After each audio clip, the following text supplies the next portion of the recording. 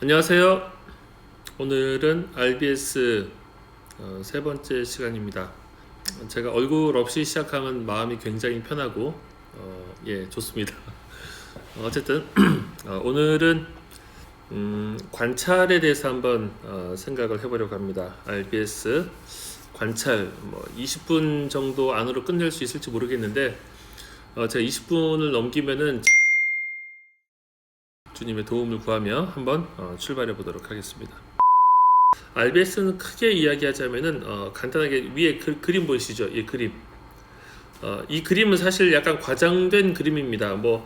정황 속에 어떤 그 하나님 메시지가 막 이렇게 탁 붙어 있고 떼내고 붙이고 이런 개념은 아니죠.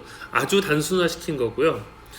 주로 그러나 개념적으로 봤을 때 그 시대 그 시기의 사람들에게 하나님의 말씀이 선포되었다면은 그 말씀은 이 시대에 우리들에게는 어떤 연구와 어떤 그 뭐랄까요 해석의 과정을 거쳐가지고 적용되어야 한다 그거죠. 기계적으로 그대로 적용할 수 없다는 것입니다. 자, 그래서 제가 여기 글을 한번 적어봤습니다. 그때 그곳에서 다양한 방식, 여러 장르의 글이죠. 시라든지 역사 기록이라든지 편지라든지 이런 식으로 다양한 방식으로 기록된 하나님의 말씀을 우리가 질문과 관찰과 질문과 해석의 과정을 통해서 온전하게 파악해서 핵심 메시지죠. 온전하게 파악하여 오늘 우리의 삶에 구체적으로 적용하는 것. 이것이 귀납적 성경 연구 또 우리 RBS가 지향하는 방향이라고 할 것입니다. 개관은 뭡니까? 쫙 내려다보는 겁니다. 성경 전체 속에서 우리가 보고자 하는 그 책이 어느 맥락 속에 있는지를 보는 거죠. 쫙 내려다보는 것입니다. 자, 그렇다면은 관찰, 질문, 해석, 적용을 우리가 한 가지씩 차근차근 해나가도록 하겠습니다. 자, 관찰은 크게 세 가지 C로 시작하는 단어들입니다. 3C, 컨텍스트, 그리고 컨텐츠, 그리고 커넥션, 이 세 가지를 우리가 관찰해서 다루게 될 것입니다. 자, 관찰은 어떻게 보면요, 상세하게 이렇게 토파보기라는 그 말하시나요? 제가 글로만 써보고 이거 발음을 안 해봐가지고 아마 토파보다 어쨌든 상세하게 이렇게 살펴보는 겁니다. 정말 상세하게 하나하나씩 살펴보면서 연결도 지어보고 하되, 그러나 아직 이것을 가지고 요리하진 않는, 어떻게 보면요 재료를 막 살펴보는 것 같죠. 이건 어떤 재료고 이건 어떻게 써야 되고 그런 것 같습니다. 자, 세 가지 C를 여러분들이 기억하시면 좋겠습니다. 컨텍스트, 컨텐츠, 커넥션. 이 세 가지를 우리가 오늘 한 가지씩 살펴보겠습니다. 자, 여러분들이 교재를 받았다면 아직 못 받은 분들은 제가 월요일 날 아침에 우체국 열자마자 얼마 안 돼서 마지막 3차 발송을 했습니다. 우리 사역자들이 열심히 수고해서 발송을 했는데요. 자, 교재를 보시면 대충 이런 폼이 있을 것입니다. 자, 이 폼을 가지고 우리가 여기서 관찰을 하는 겁니다. 여러분들이 좋아하는 색깔을 가지고 그려보는 거죠.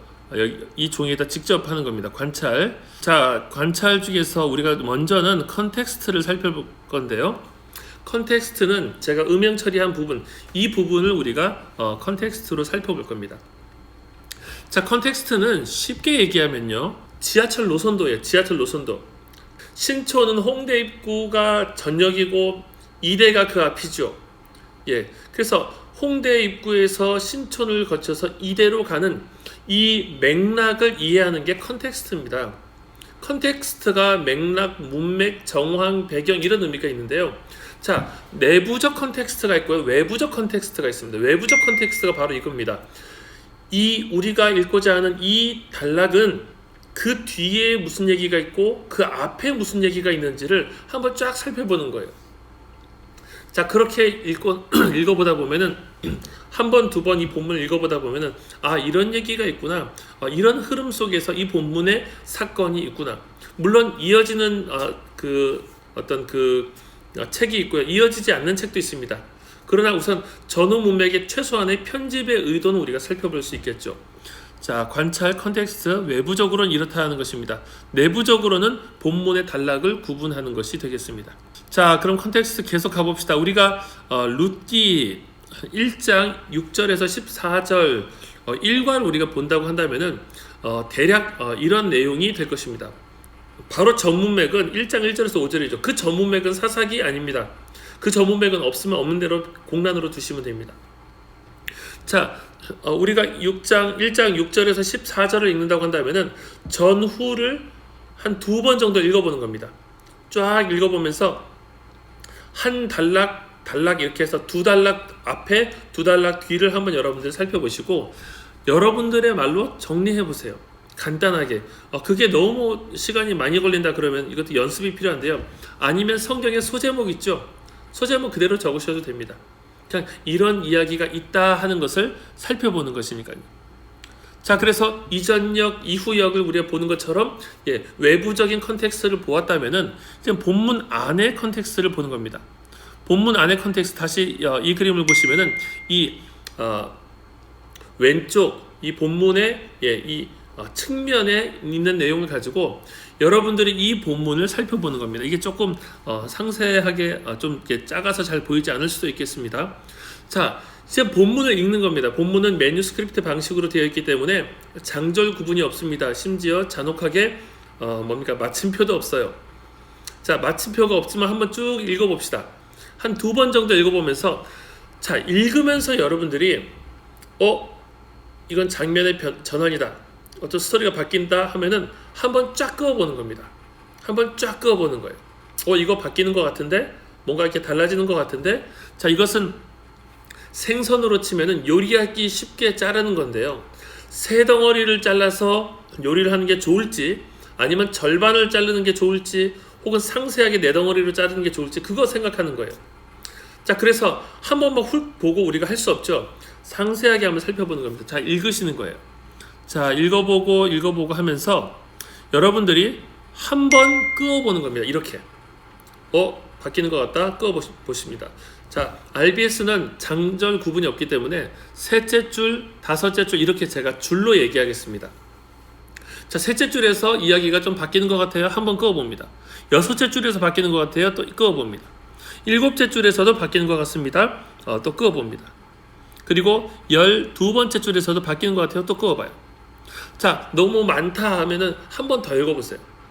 한 번 더 읽어보면은 그래, 이것보다는 더 상세하게 바뀌는 부분이 여긴 것 같다 하는 것들이 보일 겁니다. 거기에다 한 번 더 끊는 거예요.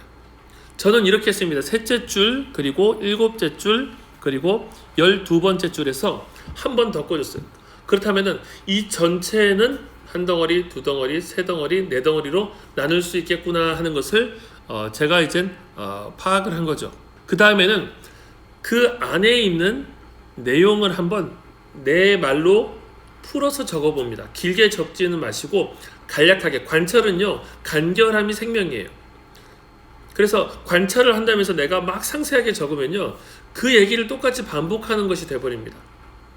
자, 여러분, 그래서 한번 여러분들이 한번 적어보십시오. 잠깐 퍼즈 해놓고 적어보세요. 자, 이렇게 내가 단락을 여러분을 나름대로 한번 읽어보고 단락을 구분해보시고, 그리고 나서 거기에 해당하는 소제목을 붙여보십시오. 저는 이렇게 했습니다. 왼쪽 부분만 쫙 잘랐는데요. 셋째 줄까지 셋째 줄까지 나오미가 며느리들과 모압에서 돌아오려 함. 간략하죠. 자, 셋째 줄부터 일곱째 줄까지 나오미의 첫 번째 권유, 며느리들이 듣지 않았던 첫 번째 권유죠. 두 번째, 권유의 내용을 적어도 됩니다. 어머니의 집으로 돌아가라, 이거죠. 두 번째, 나오미의 두 번째 권유. 나오미의 두 번째 권유는 나는 아들을 지금 낳을 수 있는 소망이 없다, 그 얘기죠. 자, 적어보는 겁니다. 자, 네 번째, 뭐라고 합니까? 오르바는 떠나고 룻은 남았다. 자, 이렇게 덩어리를 나눠줍니다. 이 덩어리는 우리가 해석을 하고 본문을 이해하는데 쉬우라고 하는 거예요. 자, 그 다음에는 아마 이런 모양이 되겠죠. 단락 구분까지 다 끝나고 나면은 여러분들의 종이가 이런 모양이 될 겁니다. 저는 주로 분청색, 네이비 컬러를 써가지고 이 그 단락 구분과 컨텍스트를 주로 적습니다. 컨텍스트와 더불어서 컨텐츠까지도 이걸로 적어요. 뭐 색깔 구분은 여러분들 마음이죠. 여러분들이 좋아하는 색깔로 하시면 됩니다. 자, 이런 그림이 되고 나면은 자, 그럼 두 번째는 컨텐츠입니다. 컨텐츠. 자, 컨텐츠의 핵심은 여기에 있습니다. 컨텐츠는 이게 무슨 얘기냐 하는 거예요. 지금 우리가 읽고 있는 이 룻기 같은 경우는 내러티브라고 합니다. 이야기예요. 이야기. 이야기는 뭡니까? 자, 이 이야기를 들려줄게 하고 그 이야기를 읽으면서 듣는 사람이 그 이야기의 속으로 들어갔다가 나오면서 교훈을 얻는 거죠. 자, 여러분, 그러면 그것과 좀 조금 대척점에 있는 게 뭐냐면요, 직접 하는 이야기예요. 직접 하는 이야기. 자, 직접 하는 이야기는 뭘까요? 주로 바울 서신이 그렇습니다. 바울 서신은, 자, 내가 너희들에게 편지를 쓴다. 편지의 내용을 논리적으로 잘 따라가기만 하면 되기 때문에 가지치기를 하고 알맹이를 구분하면 돼요. 주어와 동사와 이렇게 나눠보면서 이게 무슨 얘기인지에 대한 구문을 분석하면 됩니다. 자, 그렇다면 지금 우리가 읽고 있는 이 룻기라든지 많은 이야기로 구성되어 있는 이 성경은 무슨 사건인지를 확인해야 됩니다. 사건을 어떤 이야기를 보여주면서 그 이야기 안에서 쉽게 말하면 하나님의 메시지가 들어있는 거예요. 자, 그래서 이야기를 잘 따라가는 게 필요하기 때문에 이야기를 정리해 보는 겁니다. 속으로 들어왔어요. 우리가 컨텍스트를 넘어서 컨텐츠로 들어왔어요. 컨텐츠에서 정리할 것은 언제 어디서 누가 무엇을 어떻게 해, 이것을 한번 여러분들이 적어보는 겁니다. 자, 본문에서 언제라고 하는 것은 시간에 해당하는 것들을 한번 다 정리해 보십시오. 뭐 아침에 이를 때, 저녁에 3일 만에 뭐 이런 얘기들 있죠. 6월절이 가까웠을 때, 여러분 언제 해당하는 다 적어보세요. 다 밑줄을 쳐보세요. 어디서, 장소의 변화를 한번 여러분 다 적어보십시오. 그리고 누가는 등장인물을 적어보시고 무엇을 어떻게 외는 사람마다의 동사들을 중심으로 한번 정리해보세요. 언제, 어디서, 누가, 무슨 일이 있었는지 그걸 우리가 아는 게 목표입니다. 이 사건이 무슨 얘기인지를 아는 게 목표라는 거죠.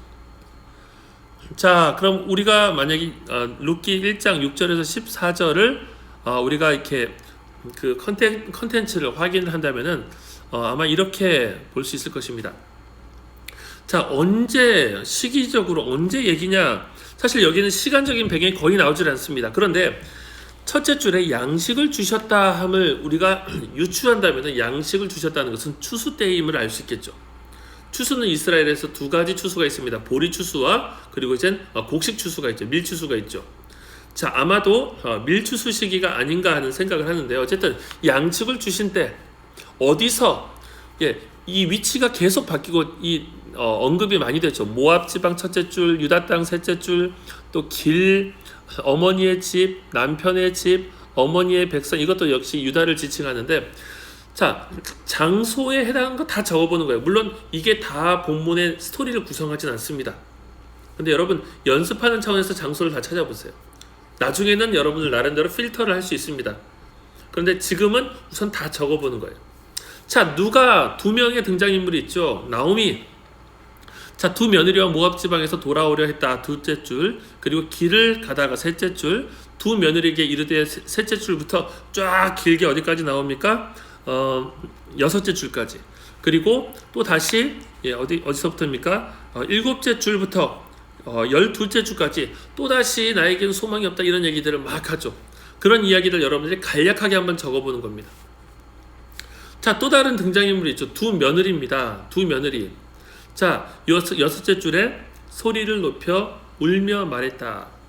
그리고 12번째 줄, 소리를 높여 울고 오르바는 입을 맞추고 떠나고 룻은 그를 부조찼더라. 이게 두 며느리의 얘기입니다. 자, 우리가 이 관찰만 딱 해도 어떻게 알 수 있습니까? 나오미의 이야기가 주를 이룬다. 두 며느리들은 리액션을 주로 했다는 걸 알 수 있죠. 언제, 어디서, 이거 다 정리하고 나면은 이런 모습이 되겠죠. 자, 그리고 나면은 세 번째 작업은 무엇입니까?